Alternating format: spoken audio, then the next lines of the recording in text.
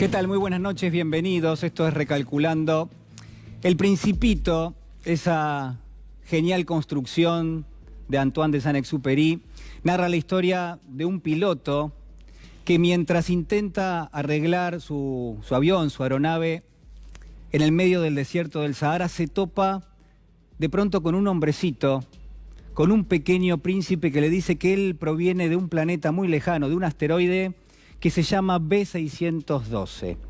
En la historia que cuenta Saint-Exupéry, el piloto va a tomar conocimiento de la historia también del Principito, porque no solamente le va a contar al Principito que viene de ese planeta, además le va a decir que en ese planeta hay 3 volcanes, 2 de ellos en permanente erupción, y que él recorre todos los días los campos que tiene ese lugar, la tierra, la superficie, arrancando algunos yuyos, pero sobre todo contemplando el atardecer. Él dice que lo que más le gusta en el mundo es justamente la puesta del sol. Y en ese contexto se va a dar la relación entre el Principito y el piloto. El Principito también le va a decir que en su planeta, hace ya mucho tiempo, él de pronto un día se encontró con una flor que estaba creciendo, la cuidó, la regó, acompañó ese crecimiento hasta que comenzó a conversar con ella y se dio cuenta que era sumamente caprichosa,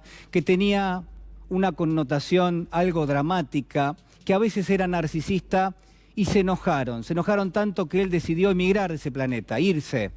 ¿A dónde, se preguntará usted? Bueno, a distintos planetas que estaban orbitando alrededor de B612. Y en esas visitas es que se va la historia del Principito, y quiero contarle una de esas visitas, las que nos convocan el día de hoy, porque el Principito llega muy rápido a un planeta muy pequeño, habitado por un soberano, habitado por un monarca, algo solitario, yo le diría del todo solitario, porque era el único habitante de esa, yo diría de esa tierra.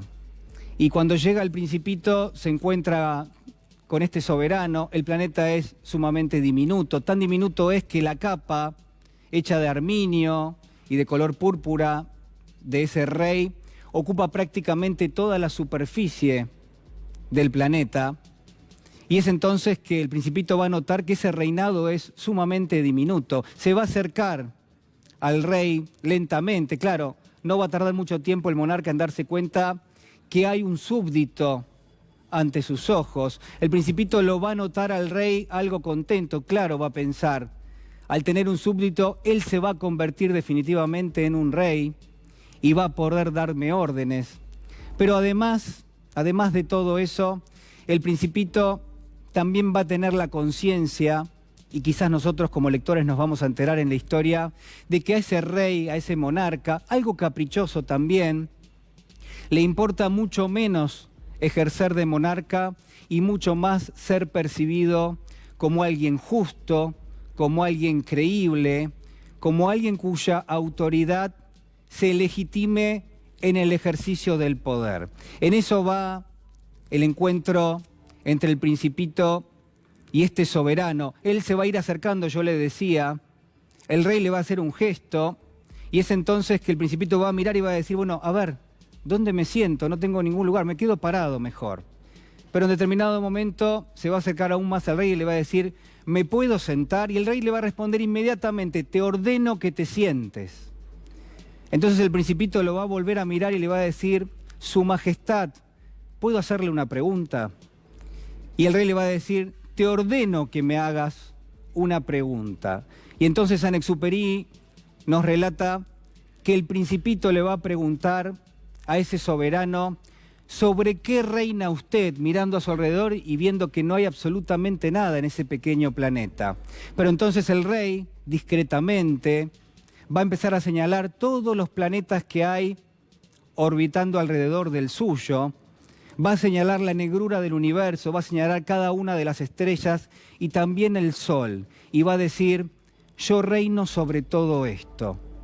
El Principito va a quedar muy ensimismado, impactado por la definición. Va a decir para sí mismo, qué suerte que alguien tenga tanto poder, qué se debe sentir justamente en ese lugar. Si por mí fuese, si yo tuviese tanto poder, yo querría presenciar una y otra vez un atardecer, que es lo que más me gusta en el mundo. No una, no dos, no 10, no 40, hasta 200 veces en un mismo día un atardecer. Y entonces de pronto al Principito le dieron ganas de pedírselo.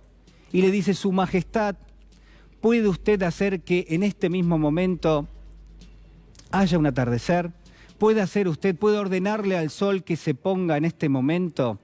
Y el rey lo miró fijo, se sonrió un poco y después le dijo: si yo le pidiese a un hombre que vuele sobre las alas de una mariposa, si yo le pidiese a ese mismo hombre que se transforme en un pez, que se transforme en un pájaro, si yo le pidiese incluso a una estrella tan magnánima como es el sol, que se ponga en este momento cuando no corresponde hacerlo, y ellos no cumpliesen con mi orden, entonces ¿quién tendría la culpa?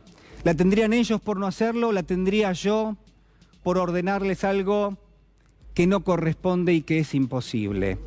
El Principito lo miró al rey y le dijo: seguramente usted tendría la culpa.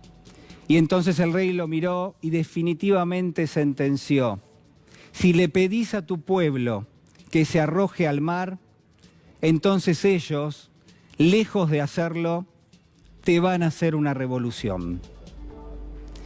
En las últimas horas, en los últimos días, en las últimas semanas, el gobierno argentino le pidió a un sector muy importante de la sociedad que hiciese un sacrificio enorme. Tan importante fue ese sacrificio que a eso se sucedió un nuevo ajuste. La promesa venía en frasco chico. Decía el gobierno: si tocamos las tarifas, si devaluamos la moneda y soltamos el tipo de cambio, si adoptamos una política de endeudamiento con los mercados financieros, todo eso va a llegar a un punto donde va a generar crecimiento, va a haber llegada de inversiones, van a aparecer los brotes verdes. Nada de todo eso pasó, usted ya lo sabe. El gobierno volvió a apelar a ir al Fondo Monetario Internacional. Dijo: bueno, ahora sí, ahora es el momento, ahora se va a producir el crecimiento finalmente. Pero no pasó.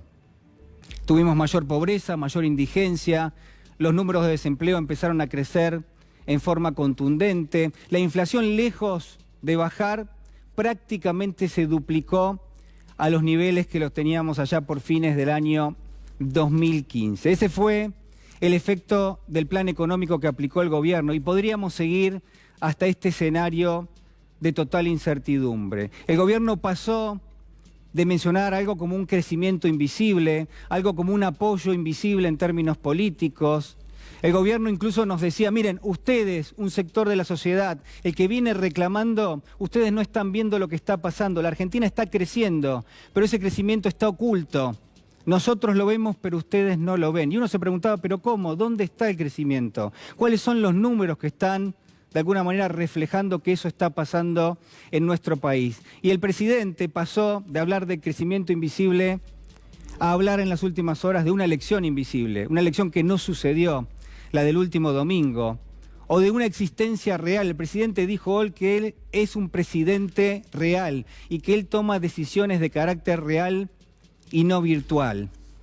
Así estamos en esta Argentina.